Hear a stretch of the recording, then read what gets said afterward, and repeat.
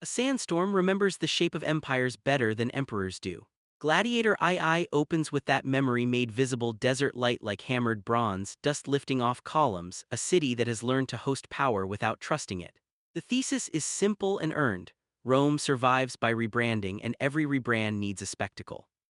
Enter Lucius Verus, the boy who once watched a Spaniard defy an emperor. Now grown, he's no myth, just a man haunted by one. Exiled to Numidia after politics went sideways and family loyalties frayed, Lucius has learned three useful verbs: endure, observe, and refuse. He is married, a father stubborn about right and wrong in a world that prices both like luxury goods. The opening incident that drags him back to the center is familiar in structure and fresh in cruelty.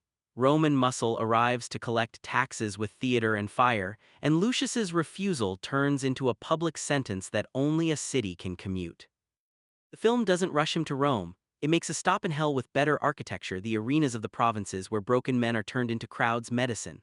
Marcus Acacius, a veteran general with scars that read like policy, becomes the thread between frontiers and capital. He recognizes precision when he sees it. He also recognizes leverage. Sell Lucius to the right Lanista and you get both cash and a favor. The Lanista is Macrinus, showman and accountant, whose stables mix technique with cruelty and whose ledgers trail hope the way a ship trails wake. Training sequences here are less montage and more anthropology. You watch disciplines borrow from each other: Thracian footwork, African shield lines, Iberian knife work, until Lucius's style stops being a biography and starts being an answer to a set of problems. How to survive men who fight for pay, how to signal to a crowd without selling your soul, how to pick up the sand when the light blinds the man across from you. He acquires a partner, not quite friend yet, in Ibel, a veteran who hides kindness behind the armor of professional pessimism. Rome, always a character, never a backdrop, arrives on screen with the confidence of a city that thinks it is the world. The Colosseum is still the largest sermon the state knows how to preach. The current sermonizers are the co-emperors, boy gods who treat cruelty as administrative routine. The film softens no edges. Power here is clerical as much as it is brutal. The people in charge do not kick, they sign, and the signatures are lethal. Political currents are braided with personal ones. Lucilla, mother to Lucius, survivor of the Julio-Antonine tide, moves in corridors where power smells like citrus and ink. She learned long ago to trade proximity for influence and sleep for a future that won't spit out her children. She and Lucius circle each other like wary planets, love gravitational and awkward, old wounds like calendars. Her goal is not revenge, not exactly. It is to build space in a Rome that eats the people she loves. The plot's engine is familiar in genre terms and precise in execution. Rome needs a spectacle big enough to launder policy. The emperors stage a series of games designed to consolidate favor, distract the mob, and test loyalties.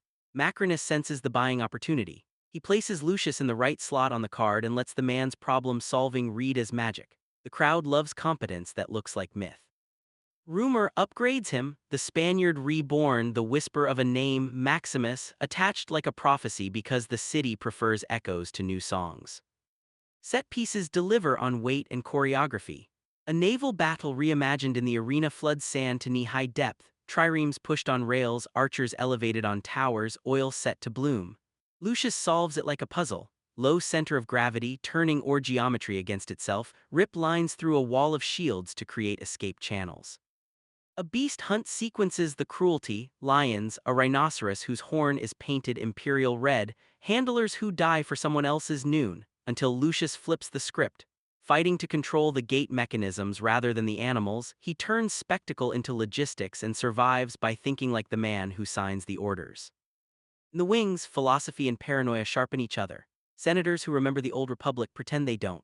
Wealth buys immunity necklaces for sons and keeps daughters in rooms where marriage is policy.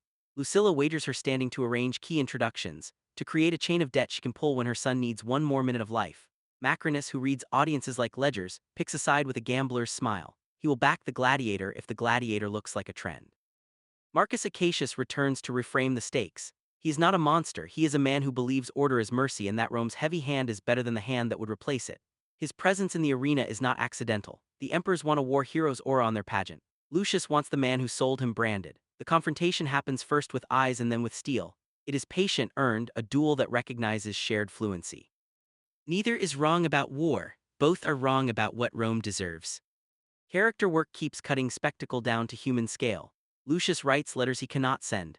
He gathers a cohort of misfits, Gauls who have aged out of their first violent youth, an archer whose hands steady during sieges, a medic who knows more about poison than prayer. He learns to give orders without pretending he wants to be obeyed. Every fight becomes a public test and a private essay. Who am I when watched? Who am I when no one sees the 10 decisions that brought me to this strike? The mid-film hinge is a revolt, not yet of the empire but of narrative. The co-emperors script a tableau of imperial victory. Lucius and company improvise a counter-argument. What begins as a staged execution becomes a jailbreak conducted under the audience's breath. Choreography makes politics visible. Chain lengths measured, gate timings set, a banner cut at the correct knot. The crowd discovers it can cheer for disobedience as loudly as for cruelty. That is the day Rome loses a little of its monopoly on desire. Consequences sharpen quickly, punishments multiply. Macrinus discovers that hedging is an art until it isn't. His stables become a liability he has to hide or weaponize. Lucilla burns one more bridge and keeps smiling. Marcus Acacius chooses a uniform over a history that might have been kinder. Lucius chooses forward. The empire chooses the only thing it ever truly chooses, itself. The third act approaches like a drum that changes the way people walk. The emperors seeking to reassert dominance stage the largest spectacle yet. A composite war in miniature, chariots spun like shrapnel, cavalry brought to heel by hidden pits, archers drawing a map of mortality in the air. Lucius meets it like he has met everything, with method. He shuts out the ghost of the Spaniard, listens for the timing of hooves, watches the flag patterns, and talks to his cohort in looks. A plan is written in the way he refuses panic. We stop at the good boundary, the one that protects the last movement's pleasure. What happens from here is earned by everything you've watched. Sand swallowing horses, a sword buried where symbols live, a mother gambling correctly for once, a general learning late what kind of obedience history forgives, a city discovering it can be an audience to its own better nature. The film respects the original's balance: pity for men trapped inside days that require violence, contempt for rulers who treat life like confetti, and awe for the moments when craft and courage rhyme. After images to carry into the credits without breaking them: a wooden sword laid on stone where a boy once played, a ring returned to a hand that thought it was done with vows, a senator writing a law he never thought he'd have the courage to propose, a gate's shadow falling across empty sand as if Rome exhaled. Lucius stands where the Spaniard once did, but the point isn't inheritance, it's iteration. The empire keeps making the same arguments. Men like Lucius keep writing new replies. Gladiator II isn't a story about empire redeemed, it's about citizens who refuse to let spectacle have the last word. The arena remains what it has always been, a room where the state tests what a people will cheer. This time, the cheering learns a new song.